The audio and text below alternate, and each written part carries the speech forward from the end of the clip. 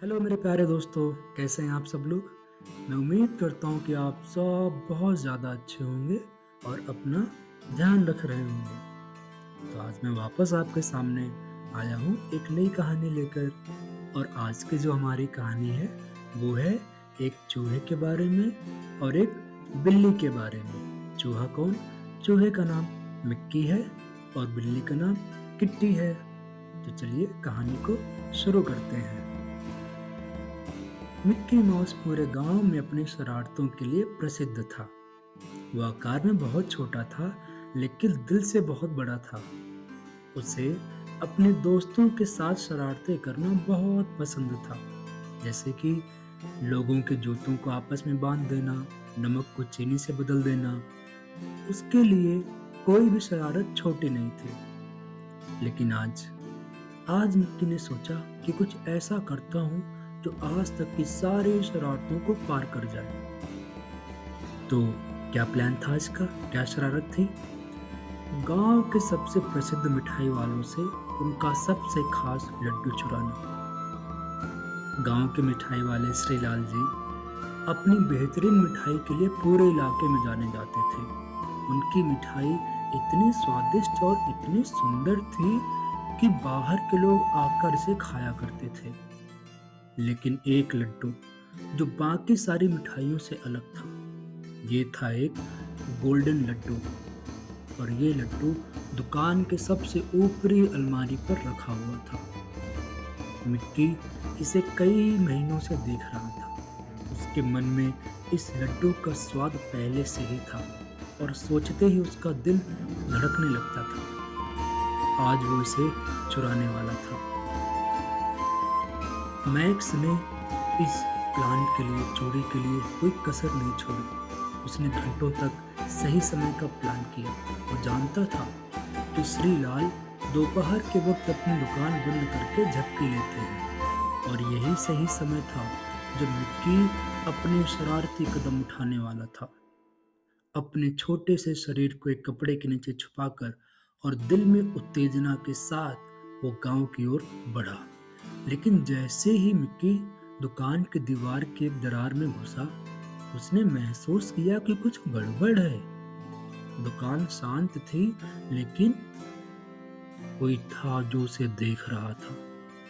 एक ऊंची अलमारी पर बैठी अपनी तीखी आंखों से उसे घूरते हुए देख रही थी एक बिल्ली। इस बिल्ली को मिक्की ने पहले कभी नहीं देखा था और ये कोई साधारण बिल्ली नहीं थी। ये थी किट्टी, जो पूरे गांव में मशहूर थी। ये एक बुजुर्ग और समझदार बिल्ली थी। किट्टी की चालाकी और फुर्ती के बारे में लोग बातें किया करते थे। वो सिर्फ एक बिल्ली नहीं थी, वो गांव में एक मिसाल बन चुकी थी। सारे चूहे उससे डरते थे। जैसे ही चूहे किट्टी को देखते, तुरंत अपने घर की ओर भागते। और आदमी लोग, सारे गांव के लोग उसको बड़े सम्मान से देखा करते थे। जैसे ही मिक्की ने देखा किट्टी को, वो रुक गया और उसका दिल जोर जोर से धड़कने लगा। किट्टी की आंखें एकटक उसे ही देख रही थी। मिक्की ने अपनी सांसें रोक ली, ये जानते हुए कि अगर किट्टी को शक हुआ तो सब खत्म हो जाएगा। लंबे समय तक शांत रहने के बाद किट्टी धीरे से खिंची हुई अपनी लंबी गर्दन को खींचते हुए जम्हाई लेती है। फिर वो अलमारी से कूदते हुए जमीन पर आई और बड़ी ही सधी आवाज में बोली, तुम यहाँ क्या कर रहे हो छोटे से चूहे? मिक्की ने खुद को शांत रखने की कोशिश की, लेकिन उसकी पूंछ बेमन से हिलने लगी। मैं बस लड्डू को देख रहा था, उसने हल्के से कहा, लेकिन उसकी आवाज में डर साफ सुनाई दे रहा था। मैंने इसके बारे में बहुत सुना था, इस लड्डू के बारे में। किट्टी की आंखों में हल्की मुस्कान आई। देख रहे हो? तुम जानते हो ना कि ये लड्डू छोटे चूहों के लिए नहीं है, वो भी बिना परमिशन के। मिक्की ने कतराते हुए कहा, क्या? मैं तो बस एक छोटा सा टुकड़ा खाने के बारे में सोच रहा था। किट्टी ने अपनी आंखें एक ओर घुमा दी और फिर धीरे से कहा, छोटा सा टुकड़ा है? तुम ये कैसे करोगे, वो भी मेरी आंखों के सामने? मिक्की का दिमाग दौड़ने लगा।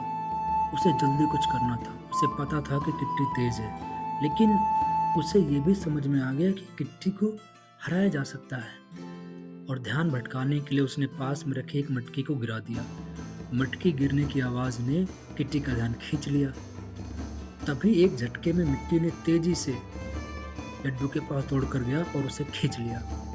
लेकिन जैसे ही उसने अलमारी से लड्डू को हटाया, एक जोरदार म्याऊं की आवाज सुनाई दी। मिक्की ने पलट कर देखा। वो देखता है कि किट्टी हवा में छलांग मारकर उसके सामने खड़ी हो गई है। उसके नुकीले पंजे तैनात थे, रेडी थे अटैक के लिए। मिक्की का दिल रुक गया। वो फंस चुका था। अब वक्त था दौड़ने का, भाग जाने का। बिना किसी झिझक के मिक्की दुकान के पीछे बने सकरे सुरंग में घुस गया। किट्टी अपनी फुर्ती के साथ पीछे पीछे दौड़ रही थी। ये दौड़ बहुत तेजी से हो रही थी और दोनों गांव के नीचे के गुप्त गुफाओं और सुरंगों में दौड़ रहे थे। मिक्की बाएं दाएं दौड़ते हुए पत्थरों के छेदों में से फिसल कर निकलने की कोशिश कर रहा था, जबकि किट्टी एकदम बिल्कुल पीछे दौड़ रही थी मिक्की के दिमाग में एक ही बात घूम रही थी। वो कोई तरीका ढूंढे जिससे वो इस बिल्ली को हराए। लेकिन जितनी देर वो सोचता, किट्टी उसके करीब आती जा रही थी। आखिरकार एक संकरी गुफा में उसे कोई रास्ता नहीं दिखाई दिया और वो रुक गया और मुड़कर किट्टी का सामना किया। किट्टी प्रवेश द्वार पर आ गई थी। उसकी आंखों में गहरी चमक थी। तुमने यहाँ तक पहुँचने में अच्छा किया छोटे चूहे, उसने धीमी आवाज में कहा। लेकिन अब तुम्हें नतीजे भुगतने होंगे। मिक्की थककर नीचे बैठ गया। उसने इतने समय तक चोरी करने के बारे में सोचा था, लेकिन उसने कभी ये नहीं सोचा था कि इसके ये परिणाम होंगे। क्या फायदा था उस लड्डू को चुराने का, अगर लड्डू को चुराने के बाद या चुराने के प्रयास में उसको ये सब देखना पड़ेगा, सहना पड़ेगा। और उसने क्या सीखा, क्या पाया? सिर्फ परेशानी। आखिरकार मिक्की ने कहा, मुझे माफ कर दो। मिक्की ने धीमी आवाज में कहा, मैंने गलत सोचा था। किट्टी कुछ देर चुप रही, फिर वो सिर झुकाकर बोली, मैं जानती थी, लेकिन अब तुमने एक महत्वपूर्ण चीज सीखी है ना? मिक्की धीरे धीरे सिर हिलाकर बोला, हाँ, मैंने सीखा है कि मेरे कामों के परिणाम होते हैं। जो कुछ मैं करता हूँ उससे कुछ होता है। और मैंने अपने दोस्तों को दुखी किया और चीज़ों को कठिन बना दिया, सिर्फ अपने लिए, अपनी शरारतों के लिए। मुझे ऐसा नहीं करना चाहिए था। इसके बाद किट्टी एक कदम और आगे बढ़ी और मिक्की को लौटने की इजाज़त दे दी। वो जानती थी कि उसे क्या करना था और मिक्की भी जानता था कि उसे क्या करना था। उससे गलती हुई थी जिसको सही करना था। अगली सुबह मिक्की श्रीलाल की दुकान में हाथ में वो लड्डू लिए हुए पहुंचा। उसने उसे बड़े ध्यान से अलमारी के ऊपर रखा और फिर सर झुकाए हुए दुकान के मालिक से बोला, मुझे माफ़ कर दीजिए श्रीलाल जी, मैं आपका लड्डू चुराने आया था, लेकिन मैंने समझ लिया कि ये गलत था और मैं आशा करता हूँ कि आप मुझे माफ़ कर देंगे। श्रीलाल ने उसे देखकर मुस्कुराया। उन्होंने कहा, कोई बात नहीं मिक्की, गलती स्वीकारने का साहस रखना बड़ी बात है और मुझे खुशी है कि तुमने ये समझा। मिक्की शर्म से मुस्कुराया और दुकान से बाहर जाने लगा, लेकिन बाहर उसे किट्टी खड़ी हुई मिली।